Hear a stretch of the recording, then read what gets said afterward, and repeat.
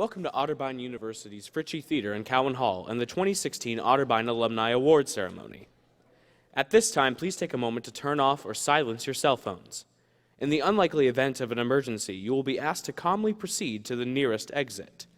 The exit indicated by a red light nearest to your seat is the shortest route to the street. For your safety, please keep the aisles clear during this event. You are all invited to attend a reception across the street in the Rausch Hall Fisher Gallery following this performance. Now please welcome your Master of Ceremonies, Cabot Ray.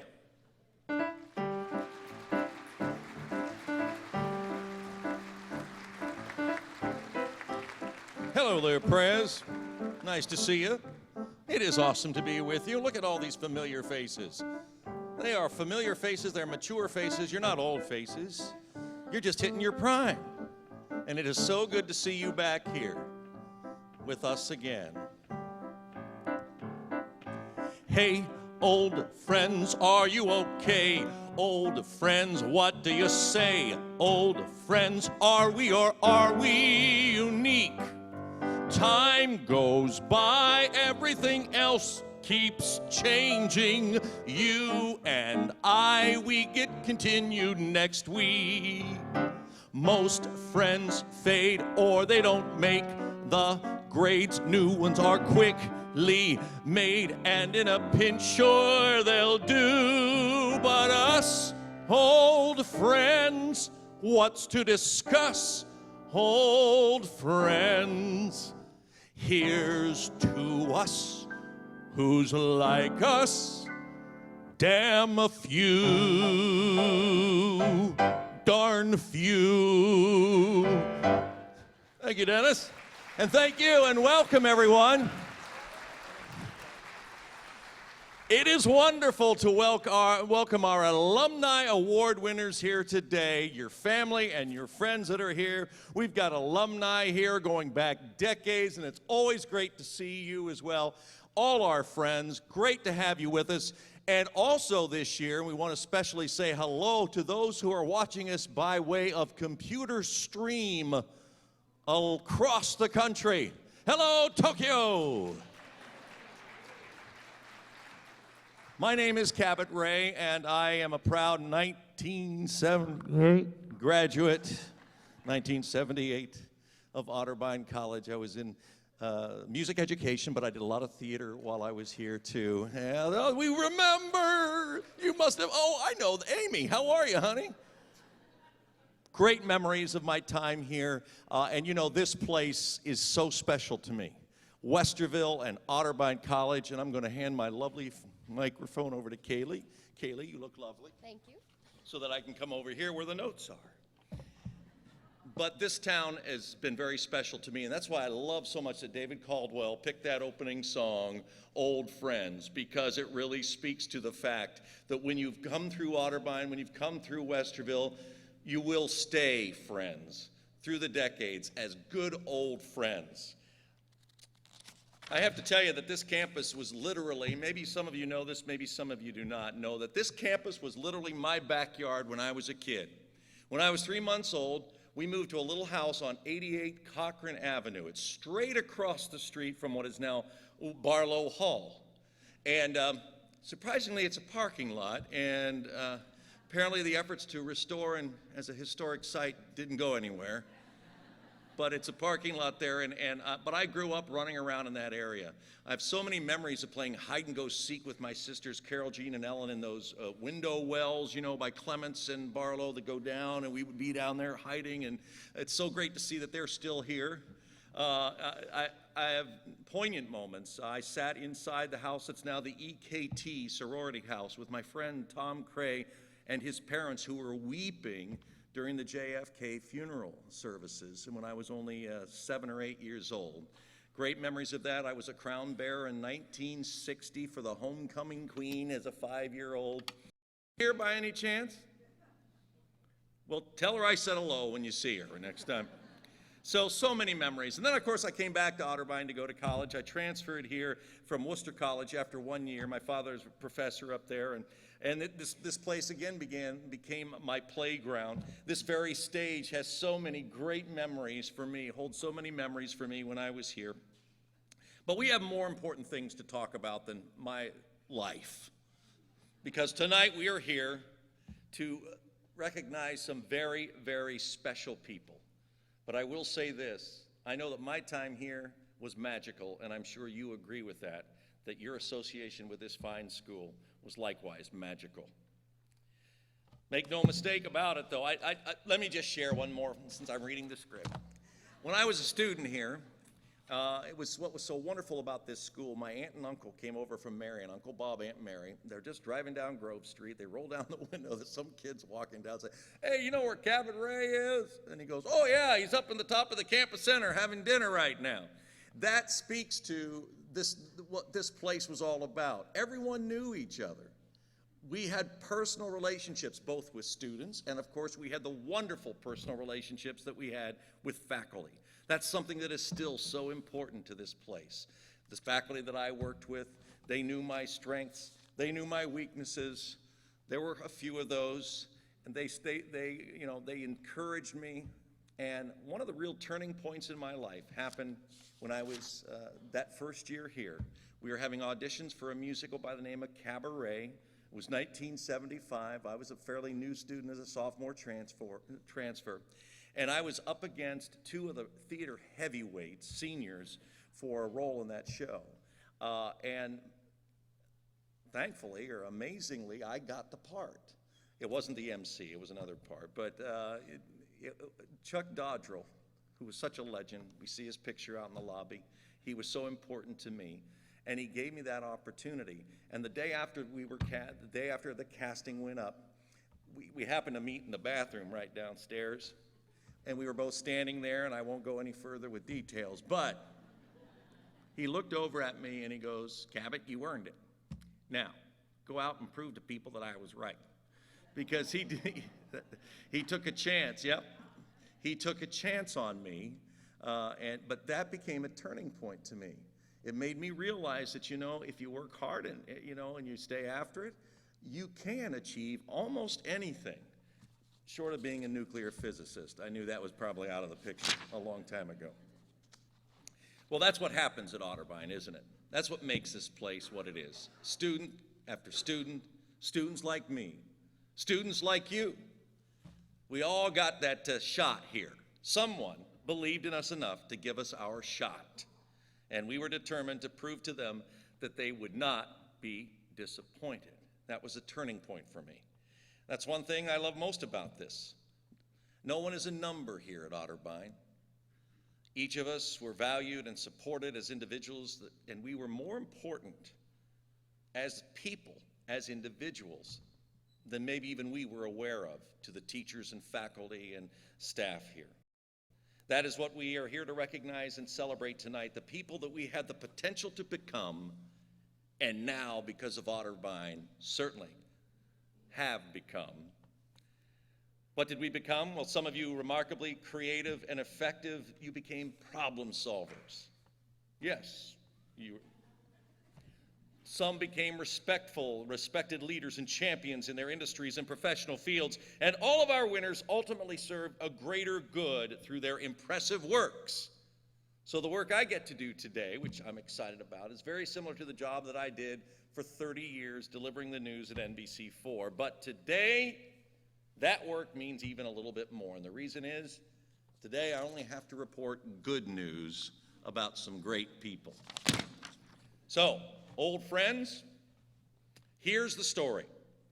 I congratulate each one of the awardees this year, and I thank you for your incredible service to the community, to your school, to your achievements. We are so proud to recognize all that you have achieved here. I thank Otterbein's donors and volunteers for inspiring so many of the great things happening at this university. And I can't wait for you to get the chance to enjoy the student and alumni talent on tap for you today. There is no stage like the Otterbein stage, and the talent you'll enjoy will help to tell the story today. In fact, let me take just a minute to quickly introduce the Otterbein Black Bear Jazz Ensemble that you're enjoying today, featuring Corey Black on sax,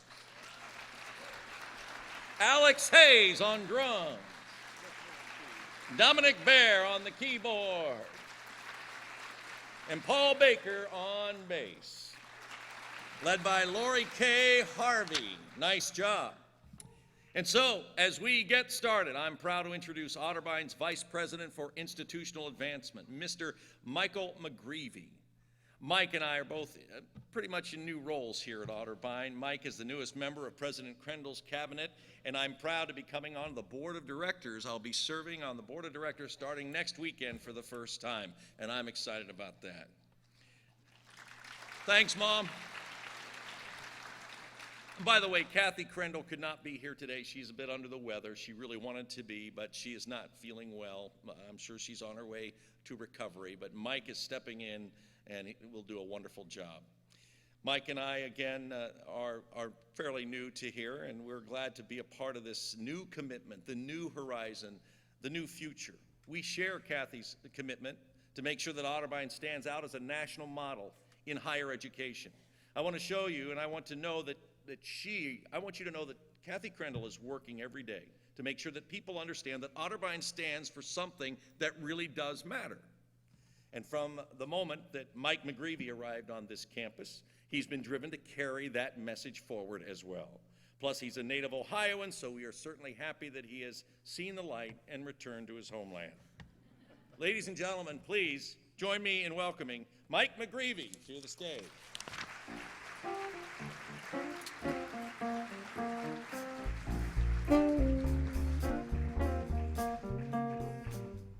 Thank you, Cabot. We are so proud to be able to call you a Cardinal. Thank you as well for 30 years of important work for Central Ohio.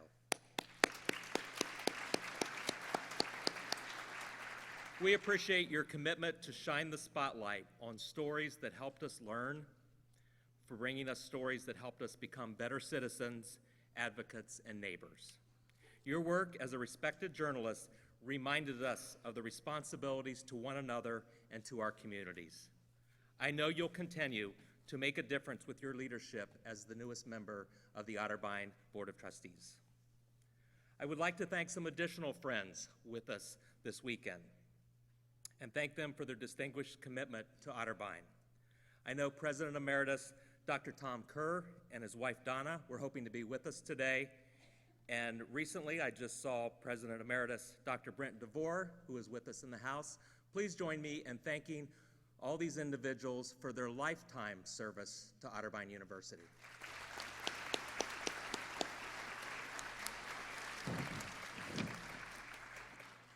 We also want to welcome some of Otterbein's most dutiful friends and leaders. Would all current, former, and emeritus trustees please stand to be recognized so we can thank you for your service and leadership.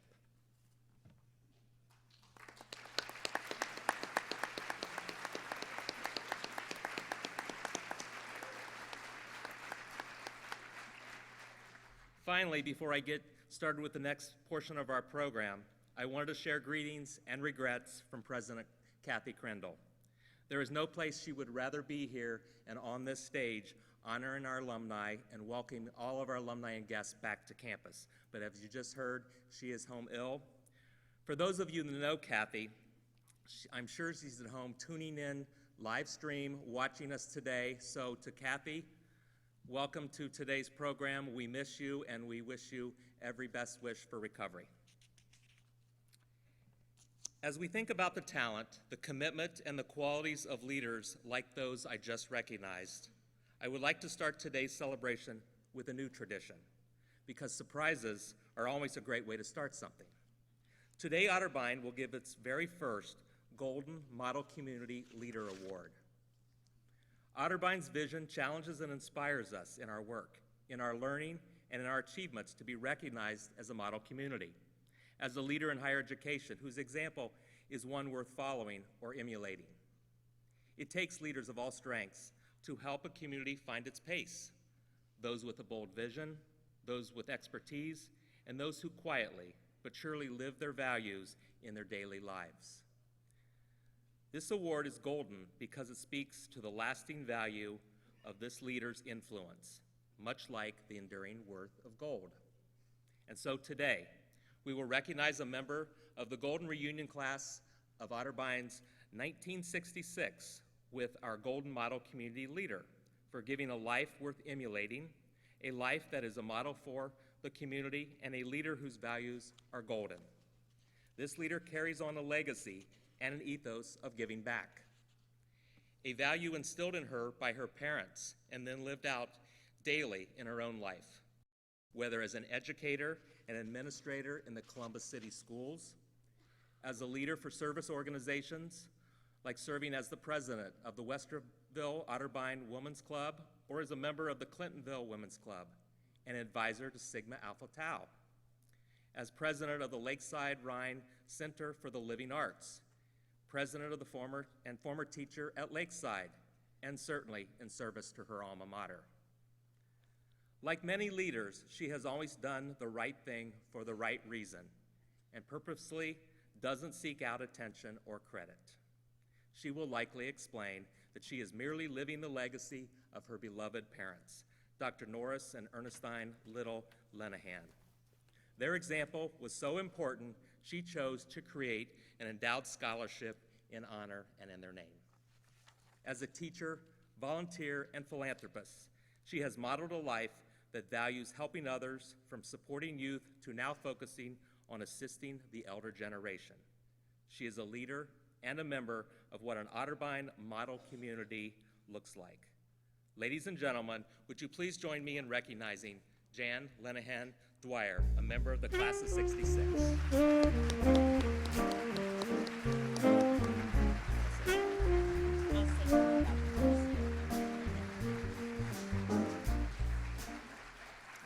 Thank you. I'm honored and I'm humbled by this award. But since I have a captive audience, let me tell you about our little thrift store down the street on Park. Quickly, I'll go quickly. Last year, we gave back to Otterbein over $35,000 for scholarships. We also gave $1,000 to the historical clothing collection that they also have here at Otterbein. So we need you as shoppers. We need you as to make your donations. So please stop by the thrift store, and I thank you for this. You're there. I'll get you.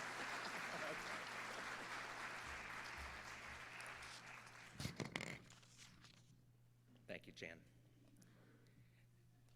As we talk about legacies, I'm very proud to introduce Jack Whalen for a special presentation in honor of the class of 1966 Golden 50th class reunion. Jack has served his class in Otterbein by leading the class gift for the past 2 years with their Legacy Giving program. For those of you in the audience who might not know about this tradition, I want to mention that if you see an alumnus or an alumna on campus wearing a medallion or a red ribbon, be sure to offer them special congratulations as they are celebrating a very special Golden reunion. It's that kind of commitment to staying connected that keeps Otterbein's traditions of excellence a living story we can all be proud of. Jack?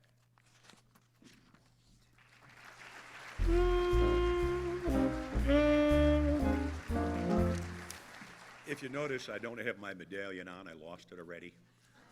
But Mike said he knows somebody that can get one. And you'll also be happy to know that I'm not going to sing. I have never been on this stage before, and I will never be invited to be on this stage again, I'm sure.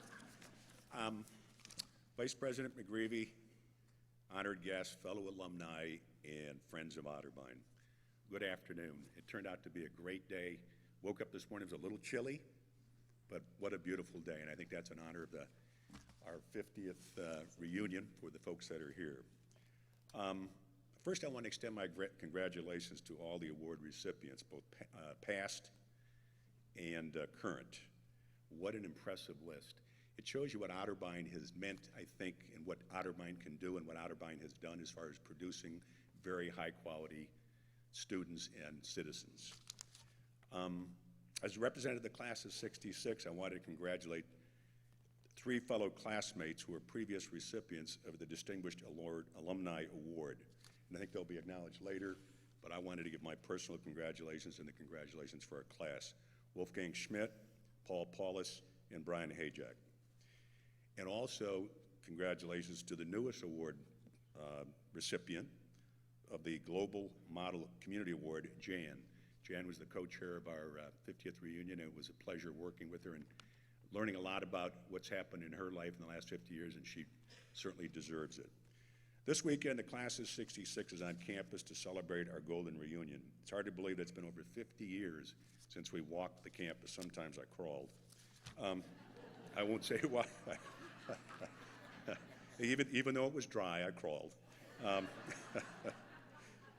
The 4 years at Otterbein were a very influential time in our lives. Otterbein provided us with many opportunities and experiences, some of them I could tell you about, some of them I can't, that helped prepare us for life's journey. We made lifelong friends, and some of us met our spouses.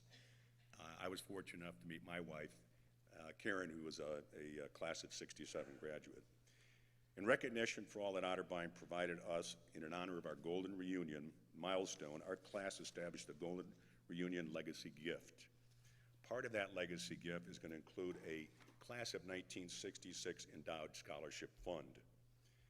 The scholarship recipient, one of the criteria was that he or she must be a first-generation college student. A lot of us in the class of '66 probably were in that category. Our legacy gift includes any gift contributed by a class of '66 class member from July of last year to June 30th of this year. So these aren't the final numbers. I know we're going to even have more dollars to work with for these scholarships. I'm pleased to report that as of April 22nd, our legacy gift is over $52,548 with about a 51% participation rate. That includes $30,075 contributed to the class of '66 endowed scholarship fund. And I know it's going to be, I expect that scholarship fund to be much higher. As far as the scholarship fund goes, the class of '66, I'll mention it again tonight at our dinner, but you'll be able to contribute to that through perpetuity because that's never going to end. So there's not going to be a time limit like there is on the Golden Alumni or the legacy, the big legacy gift. It is our hope that the scholarship will provide future students with the opportunity to be influenced and shaped by the Otterbein experience. Maybe one day our scholarship recipient will be on stage as a distinguished alumni award recipient. Wouldn't that be great? In closing, as a member of the class of '66, I want to thank the Otterbein staff for the hospitality, I mean the wonderful hospitality that they have extended to us on our Golden Reunion, and it's hard to believe, 50 years. And all I say is, who are those old people? When I look in the mirror, thank you very much.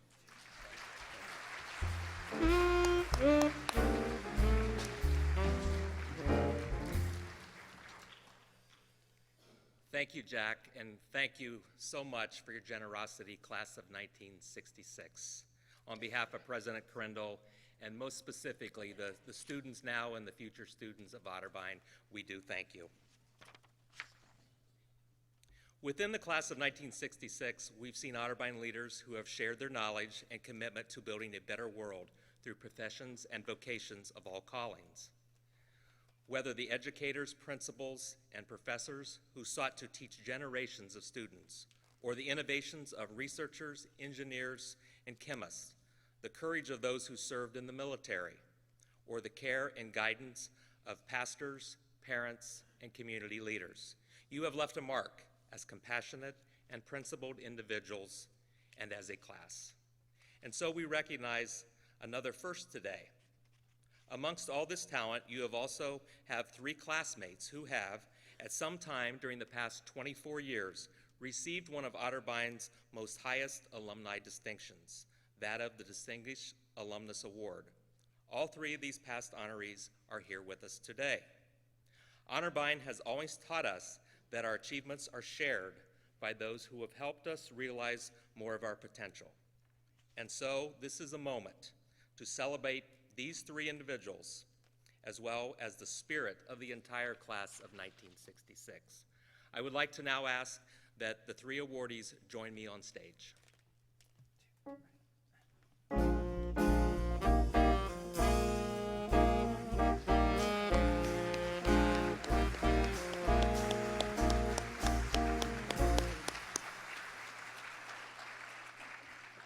1992 honoree, Mr. Wolfgang R. Schmidt, a celebrated entrepreneur and decorated CEO recognized for leadership that made Rubbermaid one of the nation's top 10 admired corporations and one of the top 10 most innovative for more than a decade.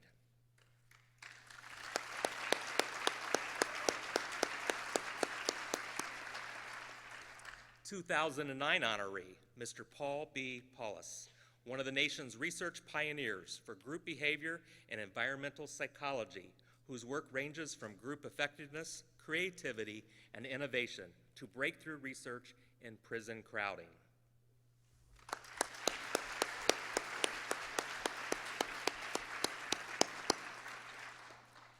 And 2012 honoree, Mr. Brian Hajek, one of the nation's leading experts and educators in the nuclear engineering field, for working with the U.S. Navy to extend the core life for submarine power generation, while also helping create programs to encourage more diversity in this field.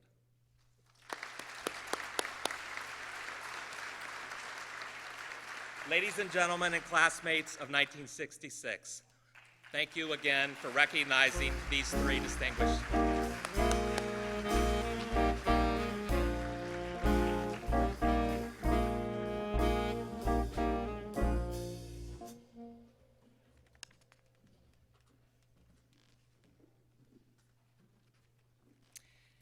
And thank you once again to the class of '66. We loved our 50th class, don't we? For representing Otterbein with distinction locally, regionally, and out in the world.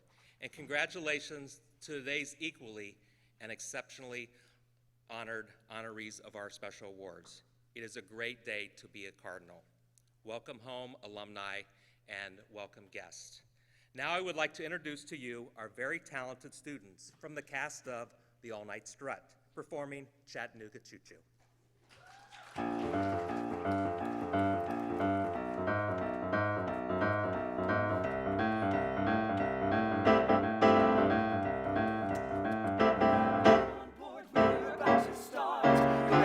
Seat, 'cause we're gonna depart. Ooh, ooh, ooh,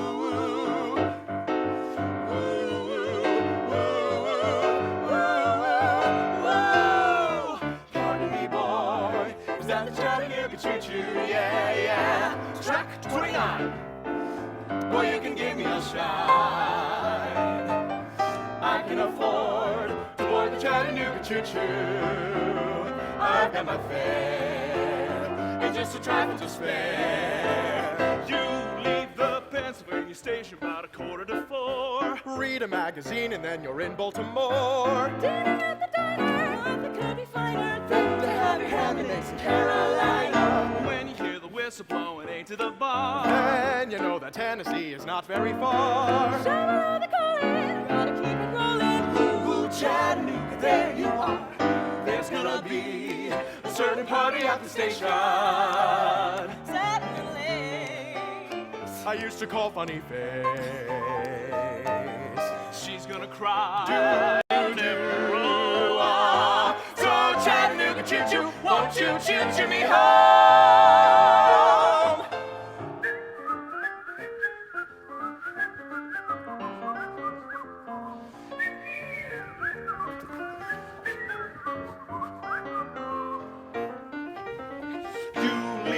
Pennsylvania station about 3:45. Read a magazine and then you're in Baltimore.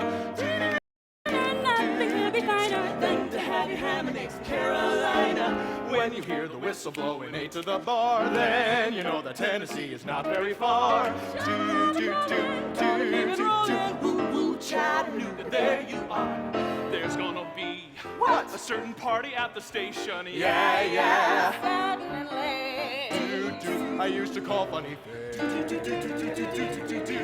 She's gonna cry. Tell her that'll never roll. So Chattanooga choo-choo, Want you to choo me home. Chattanooga, Chattanooga, All aboard. Chattanooga, Chattanooga, Get aboard. Chattanooga, Chattanooga. Oh, Chattanooga choo-choo, won't you choo-choo me home?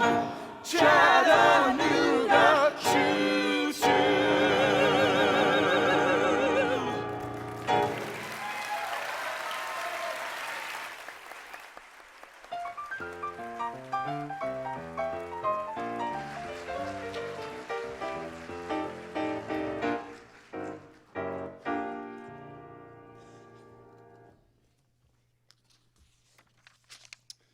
Good afternoon.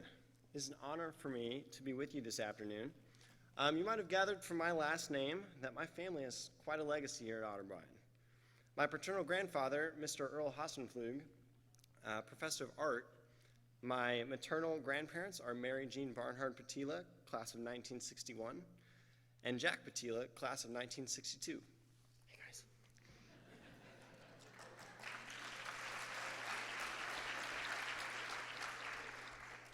My mother and father are both graduates, class of 1989, and my aunt is from class of 1992.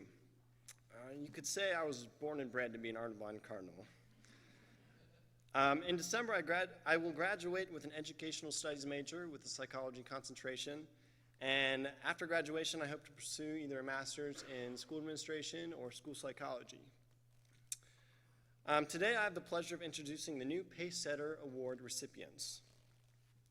This award, established in 2015, honors a mid-career Otterbein graduate who has had a significant impact on his or her profession and who has contributed to the common good of his or her community.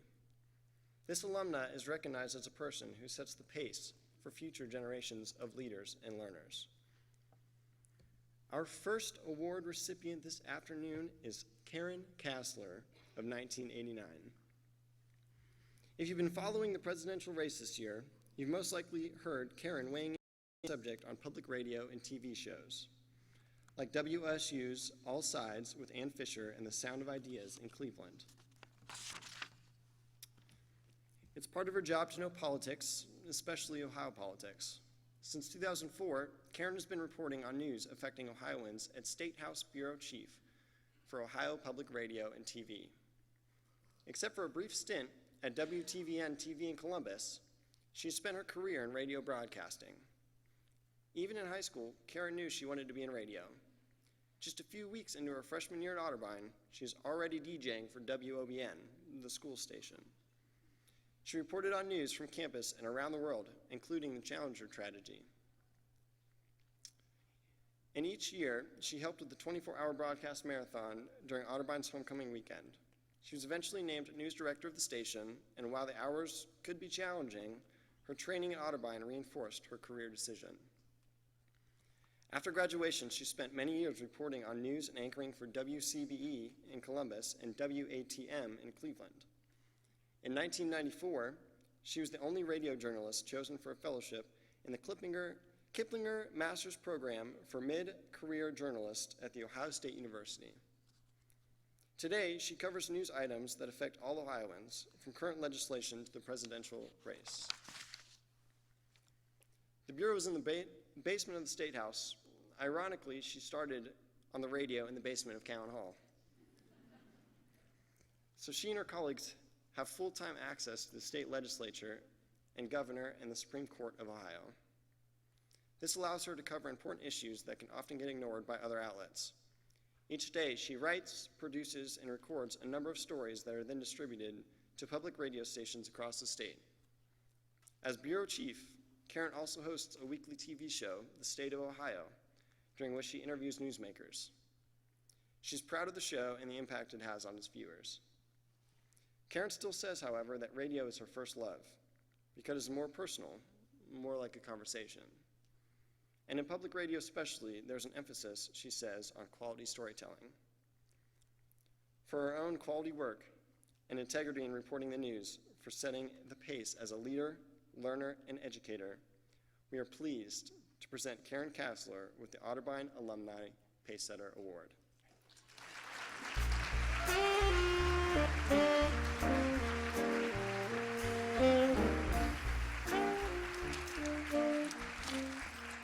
Thank you. Thank you so much. First of all, I have to thank my fellow Otterbein alumnus and my colleague at the State House News Bureau, Andy Chow, who's here with his wife, Vanessa. He nominated me for this award. I don't think he did it entirely to suck up, but I appreciate it. Also here, my other colleagues from the State House News Bureau, Joe Ingles is here, and the predecessor in this job, Bill Cohen, is here with his wife, Randy. I'm very blessed to have such great coworkers who were able to join me today. My parents are here, Paul and Eleanor Kassler. Thank you for paying the bills. Thank you for all your over the years. They've been my biggest fans, and I really appreciate it. And my husband, Bill Wheeler, and my son, Jack, are both here. They get the fun job of dealing with a political reporter in a battleground state of Ohio every 4 years. And so it's late nights and early mornings and weekends and lots of research and cable news channels on all the time. So I really appreciate you guys. Love you guys. I am in my dream job. I brought visual aids. This is what I get for doing this job. I get to go to places like John Kasich's campaign events and Mitt Romney and Hillary Clinton and Donald Trump. And it is my dream job, and I wouldn't have this job without what I learned here at Otterbein. As it was mentioned, I was put on the air as a freshman to DJ. I either did it or failed. I was okay. I found out I did better with a written script than I ever did ad-libbing stuff, so it ended up that I ended up in broadcast journalism. And I had a lot to learn, and I learned it here. I learned things like hard work and preparation. I learned about ethics and integrity. I learned about friendship and respect. These are things that I take with me every single day when I go to the State House and try to explain this bizarre presidential campaign and all the controversial things that are going on in the State House. And I really appreciate everything that I learned here. Thank you so very much for this honor. I'm overwhelmed. Thanks.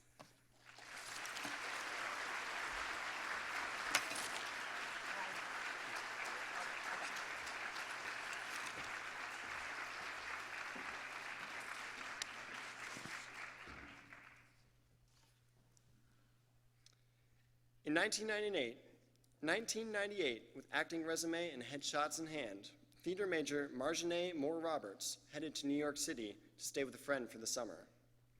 As she began to explore the audition circuit, she quickly realized how expensive life in NYC would be,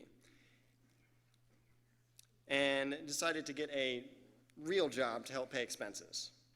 When she took a position with a small graphics reproduction company as the VP of Client Services, a new career path opened up to her.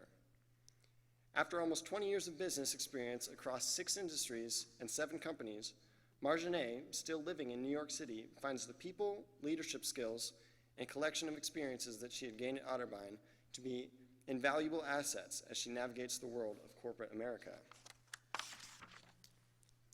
Marjane has worked for small, medium, and very large companies and has cultivated a passion for the thrill and challenge of building businesses from the ground up. She's been an early employee of 3 different startups, and while the first 2 folded within a year or 2 of conception, the third time was a charm for Marjane. As employee number 14 of a video advertising technology company, ScanScout, Marjane was a member of the core leadership team that successfully grew the company to over 100 employees and positioned it for a successful acquisition late in 2010. Shortly after that acquisition was complete, Marjane was recruited by a small but well-established technology company as the general manager of video advertising. This was a turning point in Marjane's career as the scope of responsibility and opportunity expanded significantly. Just as Marjane began to hit her stride in this new role, she was shocked by the news that her new company would be acquired by Yahoo. Marjane seized the moment as the Senior Director of Video Advertising Strategy. She drove alignment and cross-functional collaboration across the company and delivered more than $90 million in revenue over the course of 3 years. Just this month, Marjane has signed up for an even bigger challenge as the Global Head of Diversity and Inclusion at Yahoo. In many ways, Marjane began her work in diversity and inclusion at Otterbein more than 25 years ago. Her efforts to impact change in racial diversity and support for underrepresented groups began almost immediately.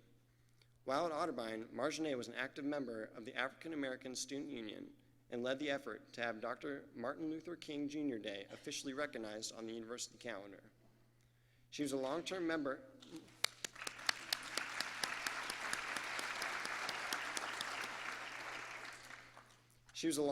of the Residence Life staff, serving as a resident assistant, hall director, and summer head resident. For 2 years, she was the lone African-American theater major and performed in more than 10 main stage productions. While at Otterbein, she used her presence, various platforms, and training to help lay the foundation for Otterbein to become a more diverse and inclusive community. In Marjane's newest role, she will rely on the collection of skills and experiences she gained at Otterbein to set the pace for future generations of leaders and learners at Yahoo. We are pleased to present Marjane Moore Roberts with the Otterbein Alumni Pacesetter Award. Who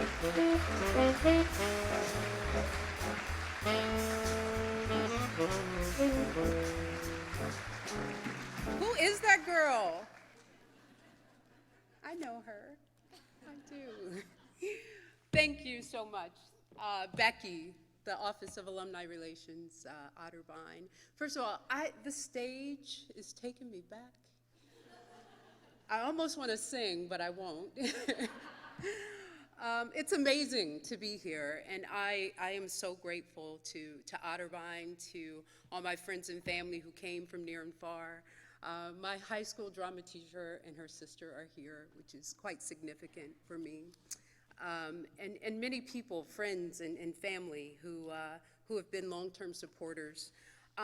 I got to Otterbein because about a month before the close of registration, I had somebody who cared enough to drive me up to this audition with Dennis Romer, Chuck Dodrell down in the basement of Cowan Hall, and made me audition and said, "You're not going to take off for a year. You're going to go now." And Gigi said, "Mamma mia," and a whole bunch of other Italian things. And before I knew it, I was a BFA student at Otterbein and a theater major. So when I got here in the fall of '89, I didn't really know what I signed up for. I came to do plays, came to be a college student. You know, I grew up in the south end of Columbus, and because my mother was extraordinarily resourceful and my extended family was curiously generous and ride or die, I just didn't know what I didn't have. I didn't know, I had everything I needed and a lot of what I wanted. So it was amazing to me when I arrived on this campus and I was faced with the idea that there were actually, you know, homes with 2 bathrooms and freshmen who drove BMWs and flew to Paris for spring break and all of these things that I had just never heard of in my life. But it was eye-opening, and it was an enormous opportunity for growth for me. When I look back at the time I spent at Otterbein, I think about what it taught me. It taught me about social systems, it taught me about institutional systems, and it taught me about people. Mostly about institutions, it taught me that if you stand up and you ask questions and you demand answers, you can and do change. It taught me that social systems, while they can be very prickly, when you look at them, if you start to pay attention to the individuals within those systems, it's a lot more loving, a lot more generous, and a lot more understanding than one might believe. But for people, you know, I think when I left for college, my mother dispatched angels because she knew I'd need them. And the ones that I didn't find found me. I spent a lot of time in my dorm with friends. There were dorm mates to sing with. Tracy and Jennifer are here. There were deans and assistant deans to cry on when I needed to. There were theater majors to cry with, and theater professionals, theater professors who taught me how to cry in some respects. But there was just amazing people from far and near who protected me while I was here and taught me to believe and taught me that I could make a difference for myself and for all the people that I touched. Very quickly, I'll say that when Rodney King verdict happened when I was in college, and it was an odd thing to be on a campus and not have a huge amount of support from people in the community, because it didn't touch everyone in the same way. And I think I spent 4 hours in Becky Smith's office that day crying. And I remember she called Gaddy and Bob came over and he brought other support. And it was an amazing experience that I had the feeling like there were still people, although there weren't a lot of people around me that looked like me, there were many people here who were watching over me. So I want to thank all of those people. I have to say a special thank you to Dr. Joyce Jadwin, because she did nominate me for this award and has been a long, long time friend for me. And I want to say that the work I do today, like I do live in New York City. That was kind of like, you know, to be a theater major and go to New York was a big deal, and I did that. I'm living my dream. I just realized that very recently when I had to introduce myself about something, but I'm living my dream. And yes, I have a great job. It's at a dynamic company that gets mentioned for all the wrong reasons recently. But, you know, more than my job, I have great friends. I have great people who have been in my life for 25, 35, and my mother for 44 years now. Thank you, Mom. And I think those people just continue to ground me. I have a wonderful husband who is enormously supportive and allows me to have a pretty big life and grounds our very small family. And I have a daughter who's 7, who's here today, who saw the program and said, "Mommy, you're in the program." And I was like, "I know." And when we're at home and she just, you know, kind of wants to watch the iPad and I have to say no again, and she just reminds me to stay humble, and she reminds me to keep it real. And so when I go back to work, which I will tomorrow or the next day, I have to keep doing this work where I'm looking for ways to impact change.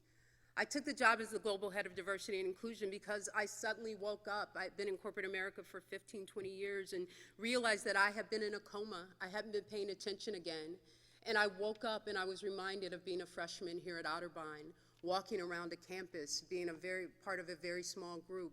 And I looked around at all the people who were not like me, and I thought, well, here I am again. What am I to do? And it struck me very, very clearly that it was time for me to start to try and impact change the way I did at Otterbein. So I reflect on this place every day, and I look at my little girl and I think, I must keep doing this work. It's work that still needs to be done, and it's work that I know how to do. And so I thank you for this work, this award. I thank you for this opportunity, and know that Otterbein stays with me every day. Thank you.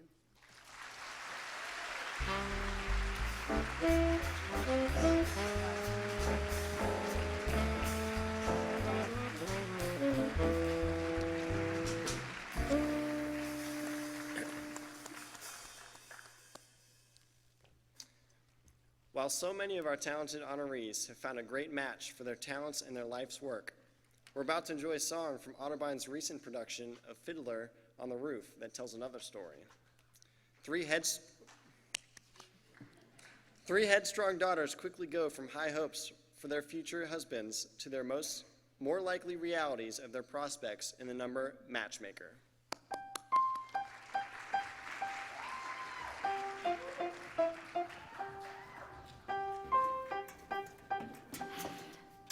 I wonder if Yenta found a husband for you. I'm not anxious for Yenta to find me a husband. Not unless it's Muttle the tailor. I didn't ask you. Saito, you're the oldest. They have to make a match for you before they can make one for me. And after her, one for me. So if Yenta brings... Oh, Yenta. Well, somebody has to arrange the matches. Young people can't decide these things themselves. She might bring someone wonderful. Someone interesting. And well off. And important. Matchmaker, matchmaker, make me a match. Find me a find, catch me a catch. Matchmaker, matchmaker, look through your book and make me a perfect match. Matchmaker, matchmaker, I'll bring the veil. You bring the groom, slender and pale. Bring me a ring, for I'm longing to be the envy of all I see. For Papa, make him a scholar. For Mama, make him rich as a king. For me, well, I would holler if he were as handsome as anything. Matchmaker, matchmaker, make me a match. Find me a find, catch me a catch. Night after night in the dark I'm alone, so find me a match of my own. Since when were you interested in a match, Hava? I thought you just had your eye on your books. And you have your eye on the rabbi's son. And why not? We only have one rabbi and he only has one son. Why shouldn't I want the best? Because you're a girl from a poor family. So, whatever Yenta brings, you'll take, right? Of course, right. Oh, huddle, oh huddle, have I made a match for you? He's handsome, he's young, I'll 62, but he's a nice man, a good catch. True? True. I promise you'll be happy, and even if you're not, there's more to life than that. Don't ask me what. Hoppa, I found him. Will you be a lucky bride? He's handsome, he's tall, well, that is from side to side, but he's a nice man, a good catch. Right, right. You heard he has a temper. He'll beat you every night, but only when he's sober. So you're all right. Oh, did you think you'd get a prince? Well, I do the best I can with no dowry, no money, no family background. Be glad you've got a man.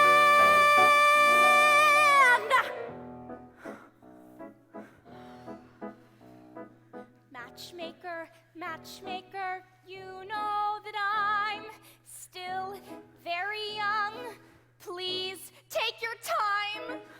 Up to this minute, I misunderstood that I could get stuck for good. Dear Yenta, see that he's gentle. Remember, you were also a bride. Oi. It's not that I'm sentimental. It's just that I'm terrified. Matchmaker, matchmaker, plan me no plans. I'm in no rush. Maybe I've learned playing with matches, a girl can get burned. So bring me no ring, groom me no groom, find me no find, catch me no catch, unless he's a matchless match.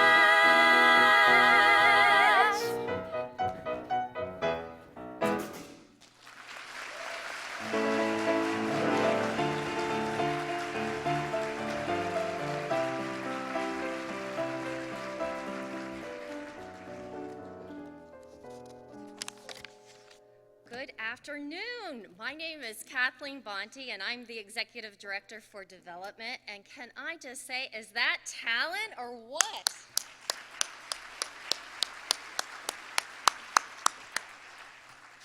Since the moment I arrived on this campus, I have found Otterbein to be a very special place, truly almost singular in its offerings, its people. While I have valued every place I've worked, I can say that Otterbein is something unique, something to be treasured and protected. There is a reason we tell prospective students considering Otterbein that this university will help prepare them to stand out in life. Days like this are powerful reminders of that truth. There is a quality, a solid blend of talent, commitment, and conviction that identifies Otterbein community members. It connects all of you, no matter what year you graduated or what academic course of study you chose. I've also discovered that Otterbein people are the kind of leaders others can count on to come through, the kind who stand up and stand strong when it is time to help, to give, to lead, and to serve. This is why when we talk about the campaign for Otterbein's future, we want others to know that where Otterbein stands matters. As alumni, donors, and friends, you offer an important glimpse into what Otterbein stands for. I want you to know how very much we appreciate all that you do. Thank you, especially for standing with your alma mater to help fortify this institution for the future. I am so proud that I have the opportunity to stand with you, and I know that in the coming years we will only continue to stand stronger with your talent, your commitment, and your support. Which is why it gives me great pleasure to be able to thank the members of our giving societies here with us today for this Alumni Weekend and Alumni Awards Gala. Joanne Van Sant, better known as Dean Van, served Otterbein for more than 50 years. Through her leadership and mentorship, she had a positive impact on countless students, graduates, faculty, staff, and community leaders. Van believed that leaders offer encouragement and congratulations She also believed leaders should recognize excellence and help you move past failings. In honor of that spirit, commitment, and leadership, Otterbein established the Joanne Van Sant Leadership Giving Society to recognize donors whose annual giving is at or exceeds $1,000. Annual membership in the JVS Society is based on Otterbein's fiscal year, which begins July 1st and ends June 30th. With those members of the Joanne Van Sant Leadership Giving Society present here today, please stand and be recognized.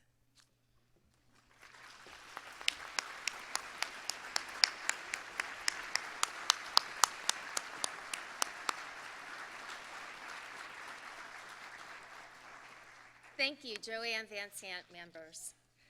The 1847 Society recognizes those who have demonstrated their commitment by naming Otterbein University as a beneficiary of irrevocable or revocable plan gifts, including life income gifts and bequests.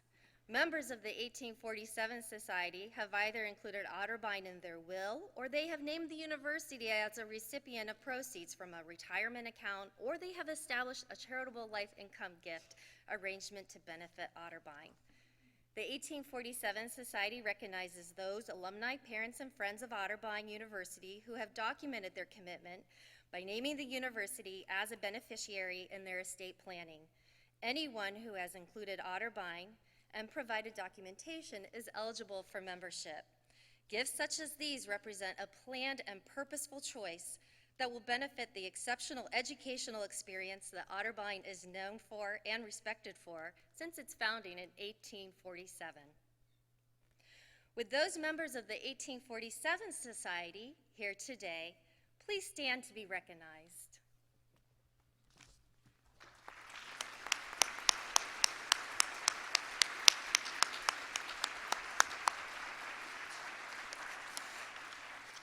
Thank you, 1847 members. Thank you to all our society members for being so generous with your support. Because you stand with Otterbein, Otterbein will be able to continue to stand for generations to come. And speaking of Otterbein standout alumni, it is my privilege to introduce Michaela Coleman, class of 2010 and recipient of this year's Diversity Alumna Award. Michaela graduated in 2010 with a Bachelor of Arts in International Studies and Economics. While attending Otterbein, she was involved in a number of activities, including the Center for Community Engagement, Admissions Office Tour Guide, Annual Fund Student Manager, Resident Assistant, Religious Life Council President, and Phi Eta Sigma National Honor Society President. Shortly after graduating, she moved to Washington, D.C. to pursue a career in public policy. Currently, she works as the Assistant Manager of Communications and Investor Education at an international association in Washington, D.C., the North American Securities Administrators Association, Incorporated. Outside of work, she volunteers and passionately mentors youth and young professionals on how to create a personal brand and develop a meaningful, purpose-filled career with her title as Ms. Virginia USA Ambassador 2016 through the USA Ambassador Pageant Program, under the motto Success Through Leadership, Integrity, Character, and Confidence. Michaela is an advocate for women, a public servant, a mentor, sought-after public speaker, singer, dedicated professional, and a leader in her community throughout Virginia and the greater Washington, D.C. metro area. Let's welcome Michaela to introduce our next award recipients.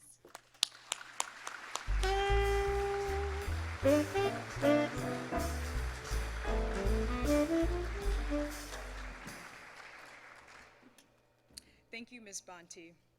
It's a delight to be back in Ohio and in Otterbein's campus, a place I will always call home. Otterbein means so much to me, but most of all, Otterbein means family. It is my honor to introduce the Special Achievement Award recipients. This award recognizes excellence in high professional career contributions, which has significantly enhanced the profession at the local or regional level and/or the organization to which the recipient is employed. Even with dialysis, a child with kidney disease today loses 50 years of life, and a child who receives a transplant loses 25 years. Currently, kidney disease has a higher mortality rate than most cancers. For over 20 years, Dr. Carl Bates has been working to change those statistics through his research of pediatric kidney and bladder disease. Life science and later trained in pediatric nephrology at the University of Texas Southwestern Medical Center at Dallas. He considered studying the brain, but found himself drawn to the complex physiology of the kidney, and more specifically, kidney disease in children. He received his first National Institutes of Health, or NIH, grant in 1999 when he was working at the Ohio State University College of Medicine and Public Health. Very few pediatric nephrologists receive this highly esteemed government funding, which is a tremendous validation of a researcher's work. In 2008, Dr. Bates was recruited by the Children's Hospital of Pittsburgh of UPMC as Division Chief of Pediatric Nephrology and Director of the Pediatric Nephrology Fellowship Training Program, in part because of the NIH funding he had received. Today, his research program is internationally recognized, and he and the program continue to receive NIH support. In fact, he has received continuous funding for over 15 years.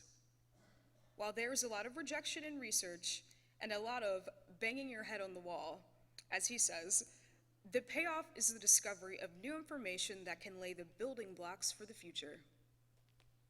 Most recently, he focused on the genes crucial to the formation of the kidneys and the bladder in utero. His research has helped develop a better understanding of the structural kidney and bladder birth defects, which comprise the most frequent causes of kidney disease in children. When Dr. Bates took the position of Pittsburgh's Children's Hospital, he was charged with reviving a dwindling fellowship program. In just his second year, the program received an NIH grant and now is one of the best in the country. During his career, Dr. Bates has found that his education at Otterbein has served him well. Learning to ask the correct questions and to systematically approach a problem have been crucial in his research through the years. For the significant career contributions which have enhanced the field of pediatric nephrology, Otterbein presents to Dr. Carl Bates the Otterbein Special Achievement Award.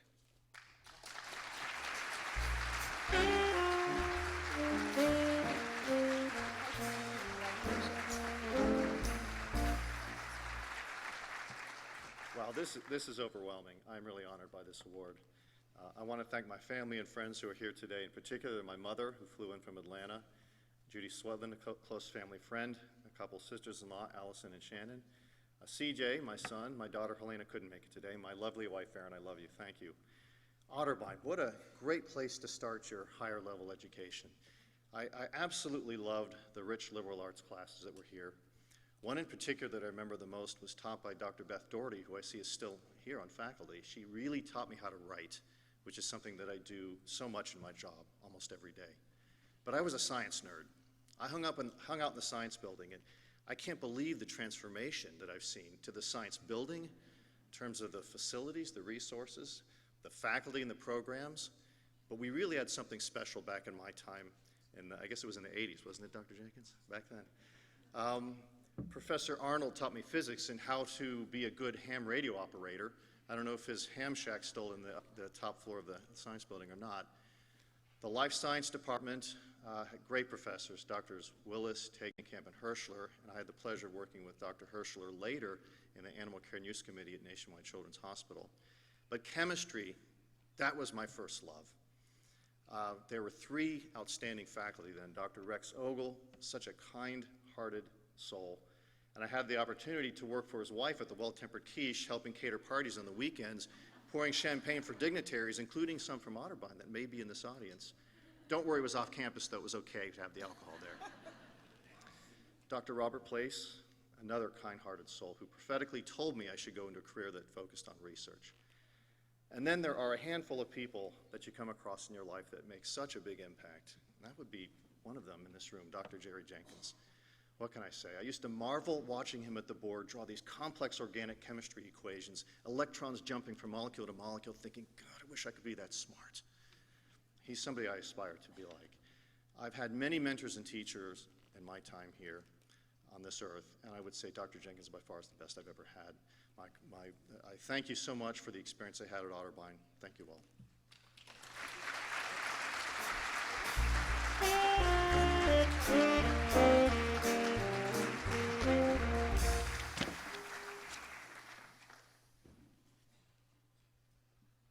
Stephen Sondheim's lyrics and Leonard Bernstein's music make this next song from West Side Story one of the most popular and hopeful ballads of the Romeo and Juliet-esque tale.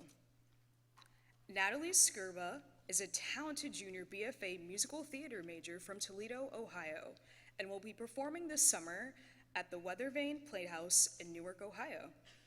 Will you please join me in welcoming Natalie to the stage?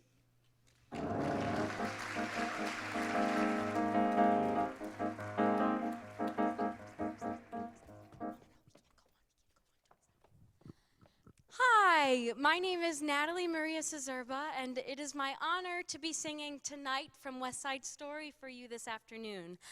Unfortunately, my partner in crime isn't here, so if anybody has ever played Tony here in Cowan Hall, please feel free to step in.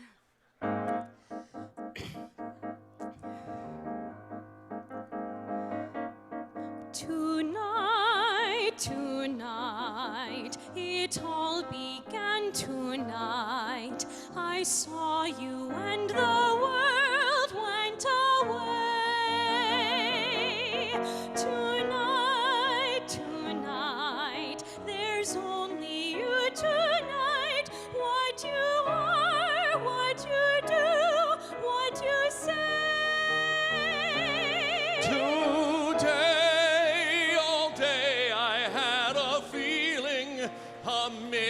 Would happen. I know now I was right.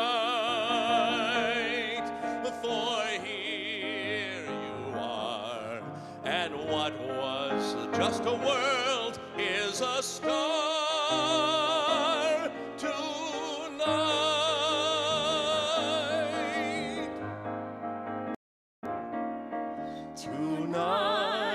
Tonight, the world is full of light, with suns and moons all over the place.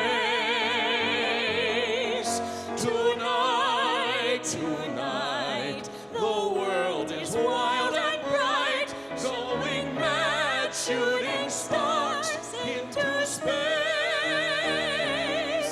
Today, the world is just an address, a place for me to live in, no better than alright.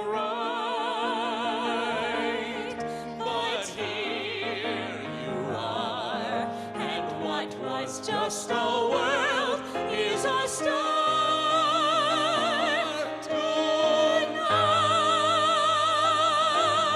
tonight.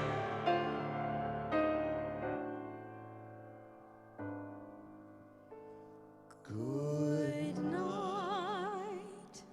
Good night. Sleep well, and when you dream, dream of me. Tonight.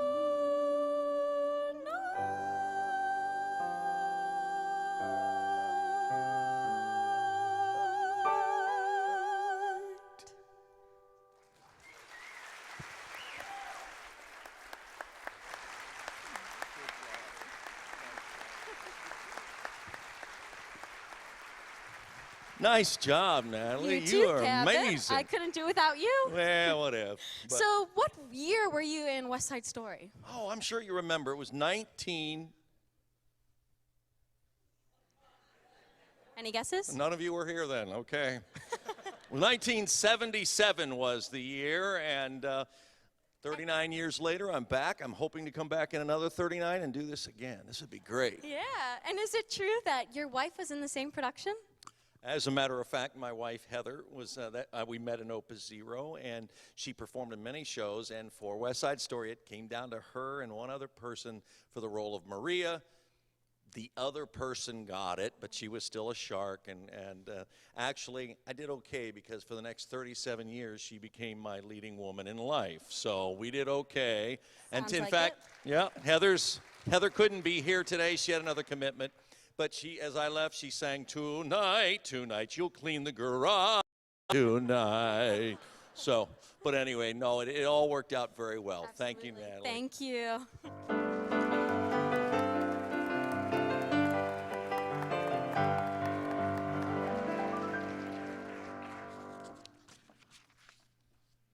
Thank you, Cabot and Natalie, for helping bring such a beautiful story to life again today. Join me now as we shift our attention to another star who didn't shine on the stage, but found his role here on a basketball court, only to go on in life to an even bigger champion for the good guys. A star basketball player at Northland High School in Columbus, Michael McKenney was recruited to play at Otterbein under Coach Dick Reynolds. It was just a short drive from his home to Westerville, but for Michael, life at Otterbein was a culture shock. His fellow students came from all different walks of life and held a wide range of opinions and ideas.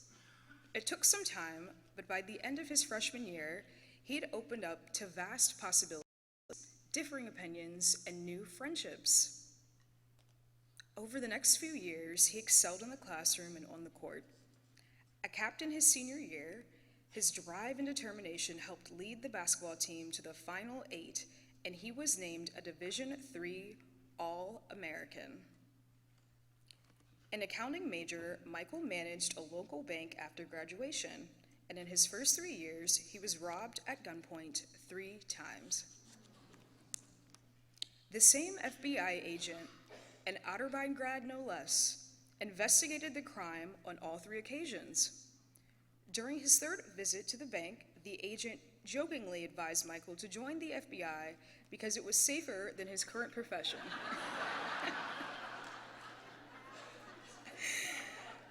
Looking for a change in careers, Michael actually took his advice and applied to the agency. After training, he was placed in Buffalo, New York, where he worked numerous bank robberies, violent crimes, and drug operations. From Buffalo, he moved to Washington, D.C., then Atlanta, where he stayed until retiring last year. During his nearly 25-year career with the FBI, Michael managed, planned, and participated in over 50 undercover operations, most including the Tennessee Waltz in Memphis, involved corrupt public officials. He supervised the 3-year operation, and it resulted in the arrest of 7 state lawmakers for accepting bribes. For his role in the case, Michael received the Director's Award for Excellence in Criminal Investigations, one of the highest honors in the FBI. While he apprehended numerous criminals, he often helped people on the fringes stay out of trouble and walk away from that life. He credits much of his success to his experiences at Otterbein, the different backgrounds, perspectives, and opinions that overwhelmed him when he arrived at school were the very things that were useful to him as an FBI agent.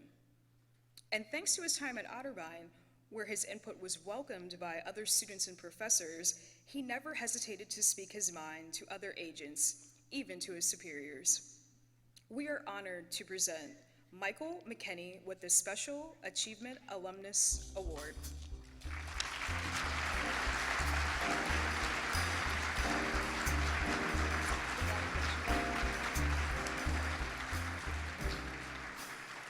Okay, these lights are bright and the podium is small, too low. And I almost wore that same suit and that same tie I have on the same shirt, so I didn't take the picture this morning. Wonderful honor to be here. It's been such a long time since I was here on the campus as a student. Enjoyed my time 4 years here. My freshman year, however, was one of the most trying times in my life. Culture shock for me. I was so close to home. The house I grew up in is 20 minutes from here, but I felt like I was 2,000 miles away. Left all my friends, my family, and so many different cultures and people here at Otterbein, and most importantly, the basketball team was horrible. So I was depressed. And during that time, it forced me to decide, why am I here? What is this about?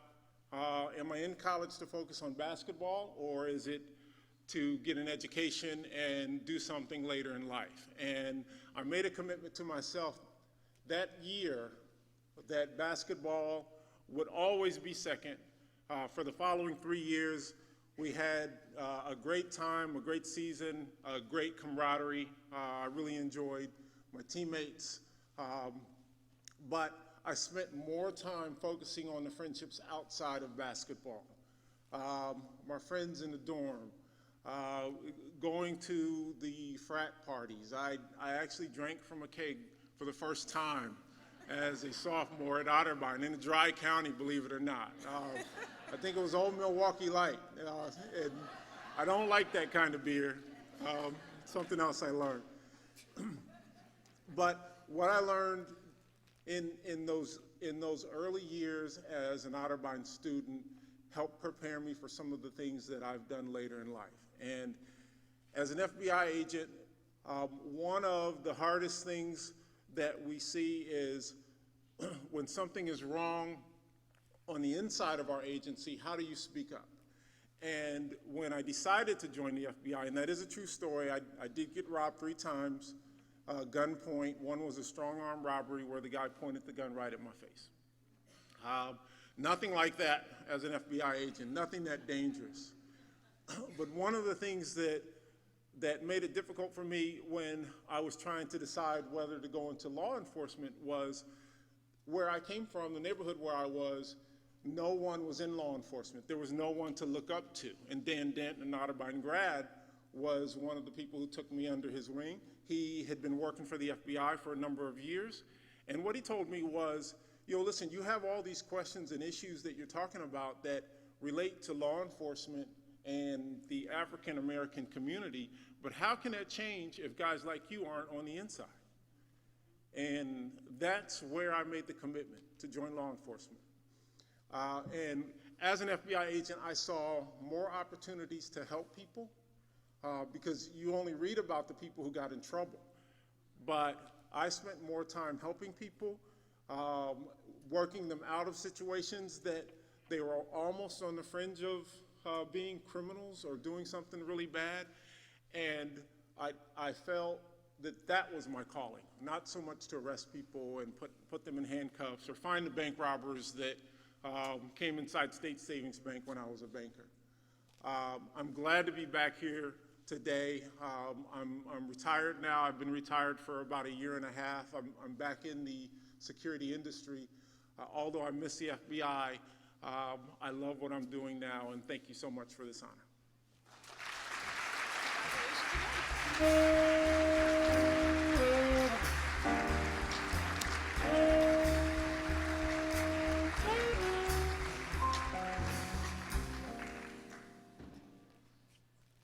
Let's welcome our Master of Ceremonies back to the stage to introduce our Distinguished Alumnus Award.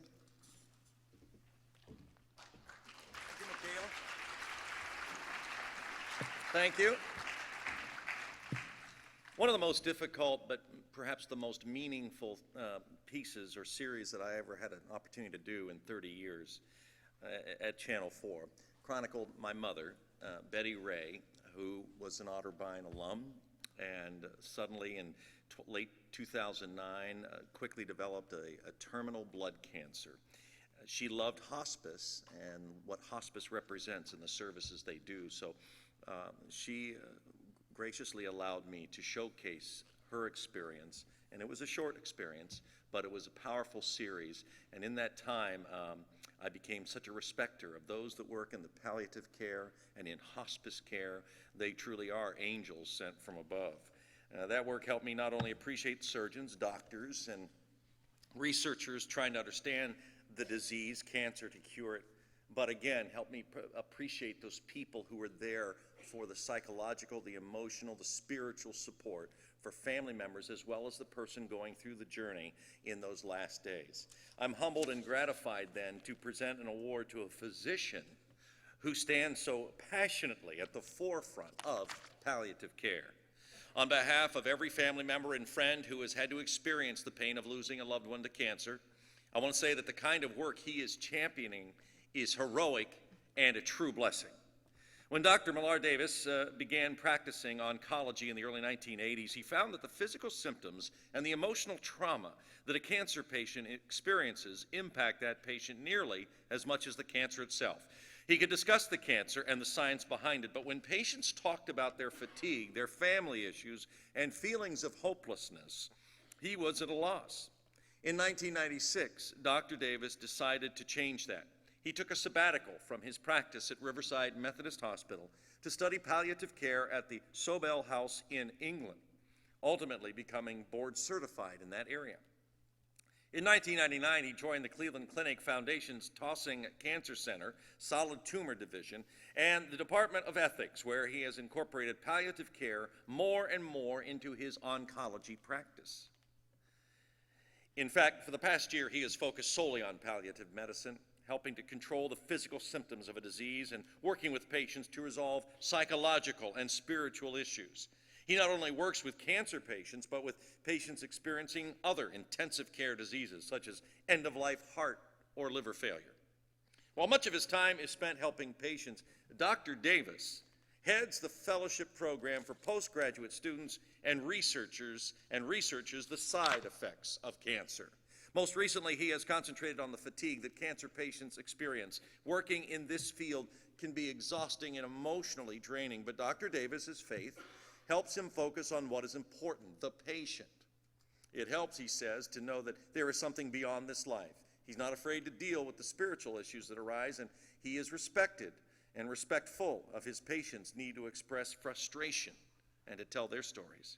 The medical setting can be demoralizing and impersonal, so he encourages patients to wear their own clothes, stay out of bed, surround themselves with pictures of family and friends. This helps them remember what they were like before the illness.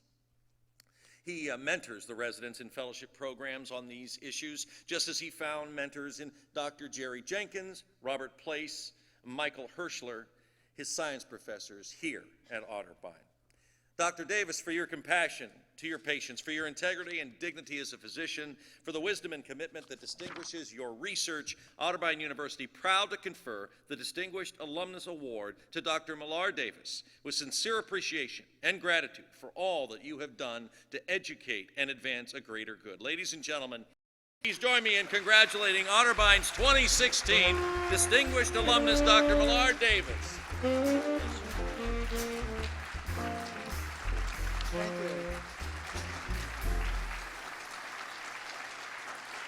Thank you. Thank you. I once attended an Amish bull auction and found that no matter how good looking the bull is, he was only as good as his mother's milk. And that's true for this bull.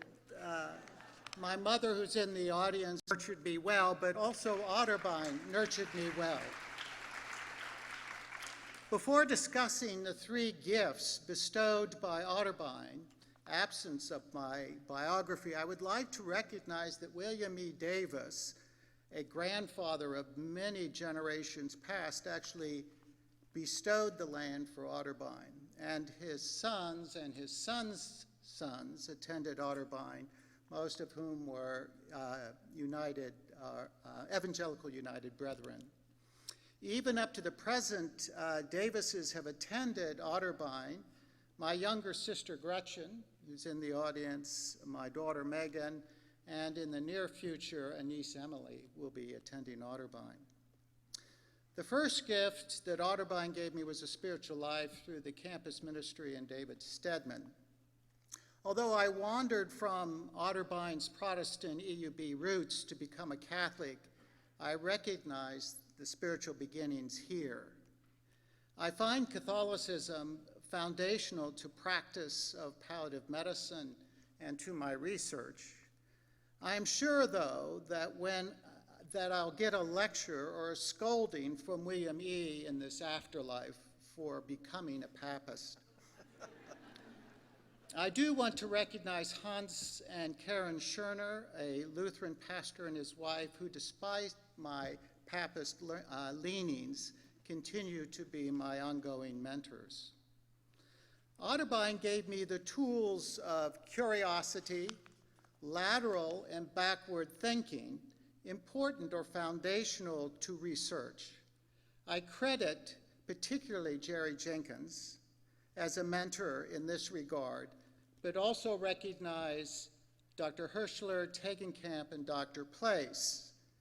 When the data says something you do not anticipate or opposite of your hypothesis, you must look back or lateral. In my genetics class here at Otterbein, I found that fruit flies have spontaneous genetic inversions, which change the population mapping from published data. In my research in palliative care, I found that phase angles in bioelectric impedance, which normally measures muscle mass in health, paradoxically increases with hydration in patients who have lost weight and have cachexia. And to my surprise, reflected not muscle mass, but intracellular dehydration, a hallmark of cachexia and a marker of poor survival. Surprisingly, in my research in fatigue of advanced cancer patients, the fatigue is not due to the loss of muscle mass, which would seem to be intuitive. But by neurophysiological studies, we found that it was their inability to activate the muscle, a central governor on their motor cortex. The third and probably the most precious gift is my wife, Deborah Elizabeth Doan. Now, my first encounter with her was in Dr. Cheney's English class, and my opening one-liner, my pick-me-up, was, "My, you have a good vocabulary."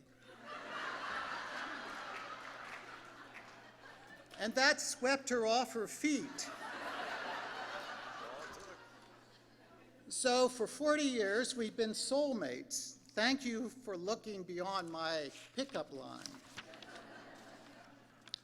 I want to recognize my immediate large family who are pretty much in the first three rows, my children and close friends who have been my inspiration. In particularly, I would like to recognize my mom, who has successfully raised 8 wonderful sibs. Of course, I am her favorite, right, Mom? It is such an honor to receive this award, and I do so for the generations of Davises who have attended Otterbein and the generations that will attend Otterbein in the future. Thank you. Dr. Davis, here you go. I get to give you this. Here you are, sir. Congratulations. Well done.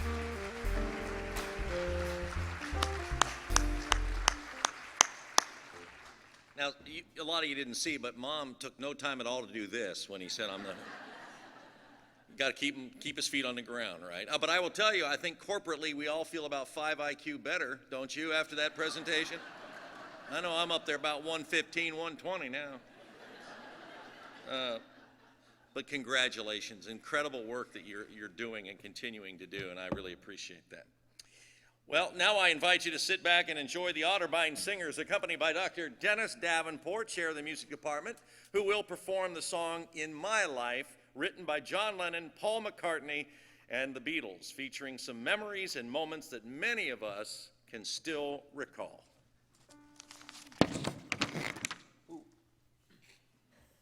There are places I'll remember all my life, though some have changed. Some forever, not for better. Some have gone, and some remain. All these places had their moments with lovers and friends. I still can recall. Some are dead and some are living in my life. I love them all. But of all these friends and lovers, there is no one compares with you, and these memories lose their meaning when I think of love as something new. Though I know I'll never lose affection for people and things that went before, I know I'll often stop and think about them in my life. I love you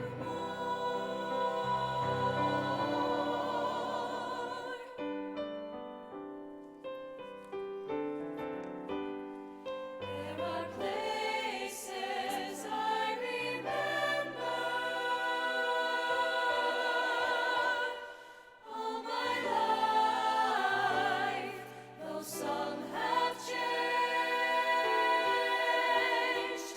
Some forever, not for better. Some have gone, and some remain. Though I know I'll never lose affection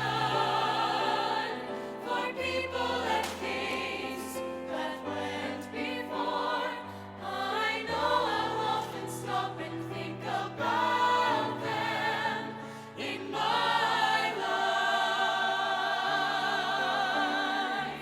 In my life,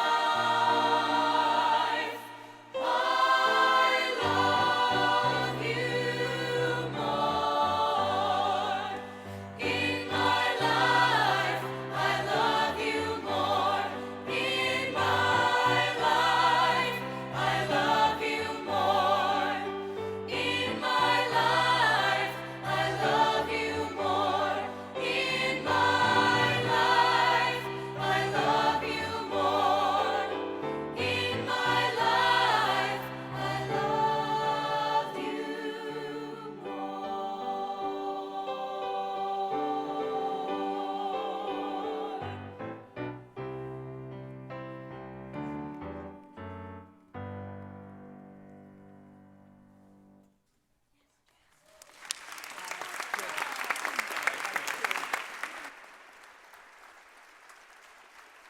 Fine singers. That was phenomenal. Nice job. Wow. What a beautiful song and a rendition that was. And great to see those pictures. Brings us back to, again, why we're here, celebrating the memories of lives touched and changed forever. And it's been a great joy to be here with you today. You know, Otterbein stands for many things, as we know. It's progressive, yet nurturing. It's visionary, yet personal. Without a moment's hesitation, I will tell you that I love my life here. I met my wife, as I mentioned, here, and many of my best friendships in life started right here. And as McCartney and Lennon said, I've loved them all. Like today's honorees, I've been lucky enough to win some awards in my life as well. In the process, and I have a quick story, though, because as we know, it's about so much more than awards, about plaques and trophies. First Emmy I ever won was in 1993 for a story on Camp Reams, a boot camp for nonviolent offenders. I was very proud of that trophy. I had it in a very prominent spot in our living room. For a couple of years, we indulged ourselves, and we think it was a cleaning person that would come once a month that knocked it off. Pieces all over. I took it uptown Westerville, got it fixed.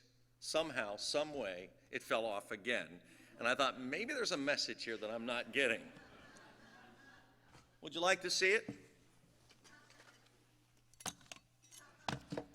Here's that ball thing at the top, and here's this thing. And this thing it sits on, you know.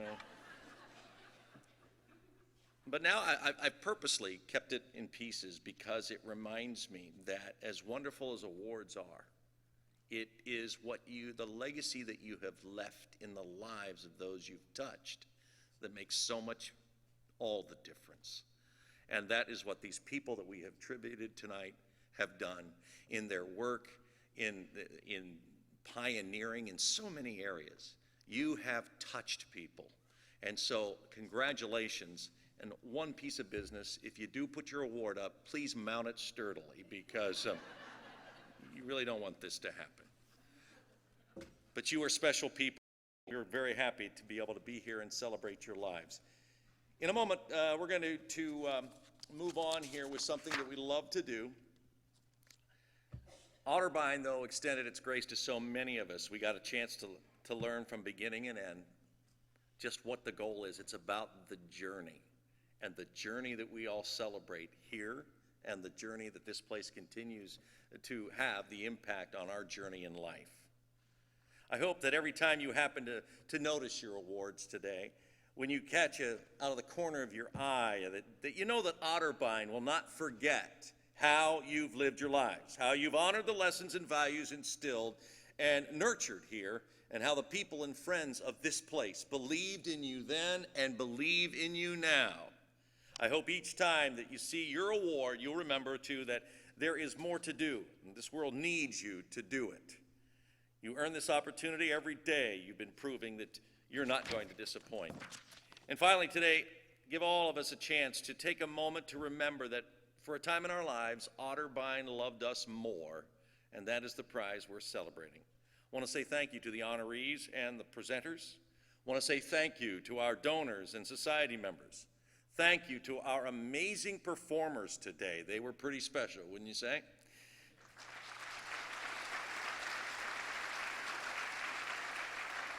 And the class of 1966. Thank you to Mike McGreevy, Kathleen Bonte, and all Otterbein leaders who remain committed to Otterbein's future. Thank you to David Caldwell, who directed this, Dennis Davenport, piano, Lori K. Harvey, for all that she did with the piano and her work, Elizabeth Saltz-Giver for directing this celebration, 65 talented staff and students, and I want to say a special thank you. She didn't put her name in her own copy, but Gina Calcamogio did put this whole script together for me, so I love you, Gina. Right down here. Calcamogio, Calcamogio. And thanks to you all for supporting Otterbein and coming home here to share in this model community of old friends, golden leaders, and promising stars. I ask all of you now to do what is a tradition here, and when we used to go on choir tour, wherever we went, this was one of the highlights, when people would stand for the Otterbein love song. If you would please, I know you've been sitting a long time. You've been very few of you have left to go to the John. I'm impressed, I gotta tell you. But if you would please stand now with us, enjoy the rest of your weekend. The words to the Otterbein love song can be found inside the first page here. So please join with us in a heartfelt celebration. Enjoy the rest of your weekend, folks. Thank you for making mine so special as well.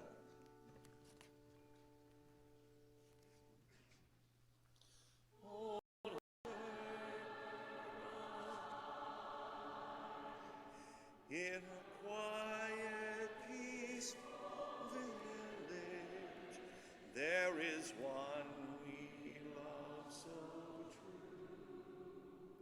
She ever gives a welcome, her friends love all around. She stands serene, retreats are free. She is our dear Otterbein.